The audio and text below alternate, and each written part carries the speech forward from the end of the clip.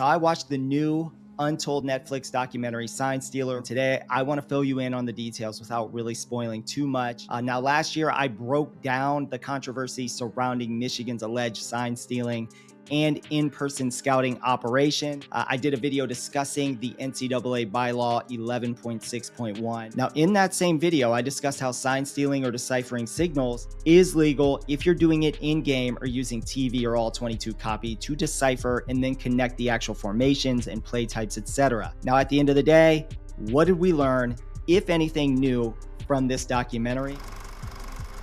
Now, before we dive into this any further, I want to remind you to check out our website, footballscout365.com, where you can find all of our NFL draft, fantasy football, and college football analysis, including our NFL draft player rankings ahead of the 2024 college football season, which is already underway.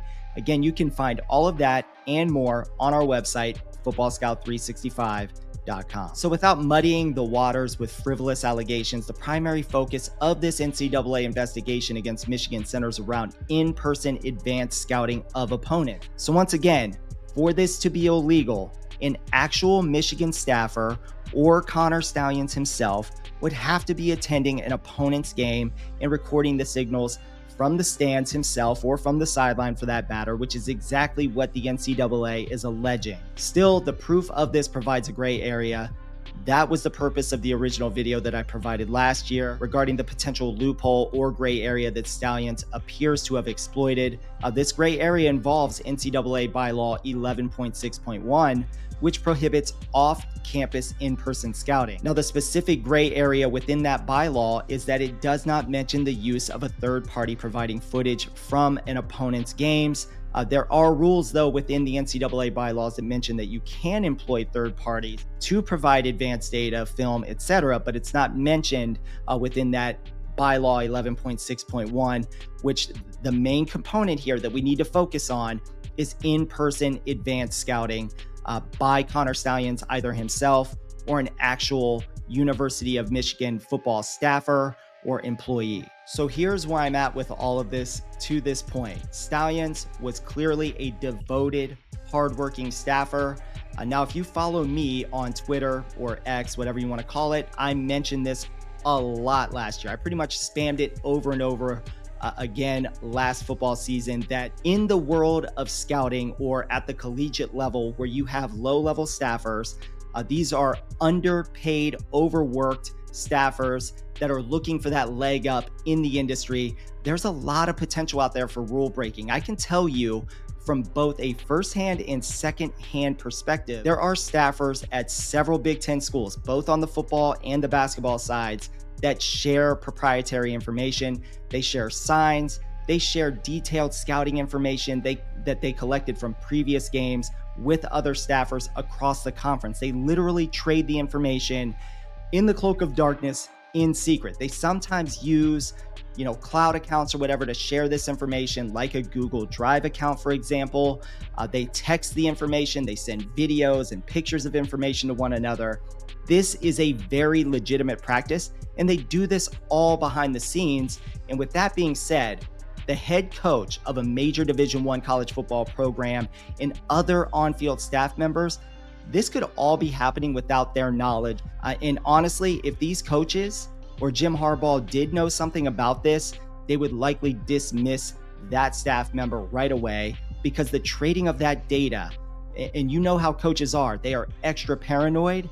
This information is considered proprietary information. Now, once again, these are underpaid, low-level staffers. These people aspire to be head coaches one day, just like Connor Stalions in the Netflix documentary. He aspired to be the Michigan head coach one day. So this is a dude who took it to another level, whether it's trading information, whether he procured game footage within the gray area of the NCAA rules using, friends and family, taking, grainy iPhone footage from the bleachers, whatever the case may be.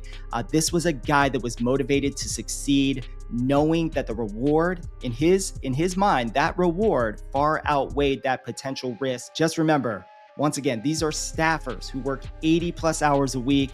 Some will do whatever it takes to get that leg up just for a few extra hours in season, just to take a break hang out with their friends, or just be normal outside of the grind of the sport. So sharing information or coming up with new ways to be more efficient. So I'm not saying that, this is a rampant thing where other staffers at other schools are sending people to games, but I will say that it's not a new practice. And as the NCAA begins to push forward, I can tell you that Michigan may or may not have some evidence regarding other staffers from other schools participating in things very similarly to what you're seeing here with Connor Stalions. This is something that I think as we kind of progress forward, you'll begin to hear more about once the NCAA begins to push Michigan a little bit further. So we'll kind of see how this thing transpires. Again, Michigan just received their notice of allegations. They've got 90 days to respond.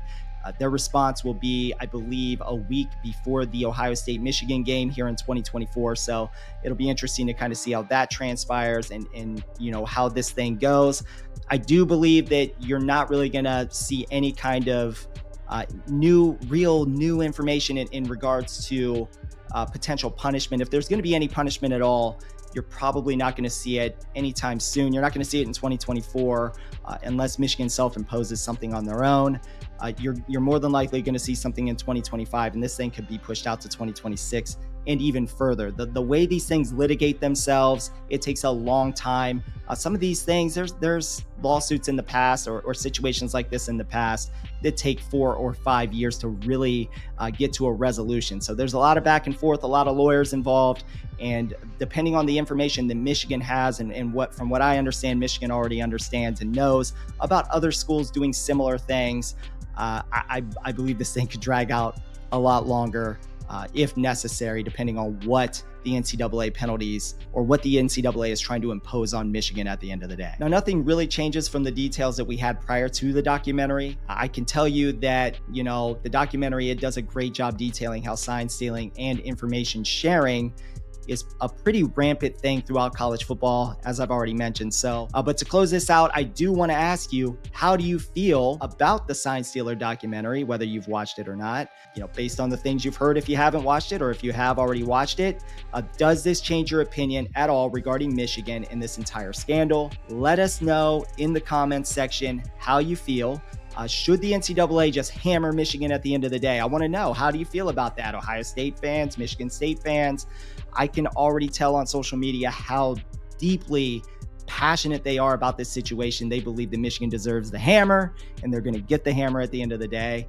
Let me know in the comments section if that's what you believe as well. Or did Michigan prove that they were legit after they ran through every single difficult matchup last season without Connor Stalions? And that to you is enough proof that the NCAA should just kind of back off a bit here. Again, let us know your thoughts. And as always, I want to say thank you for watching. Please subscribe to the channel, tell someone about us, and stay tuned for more NFL draft, fantasy football, and college football content.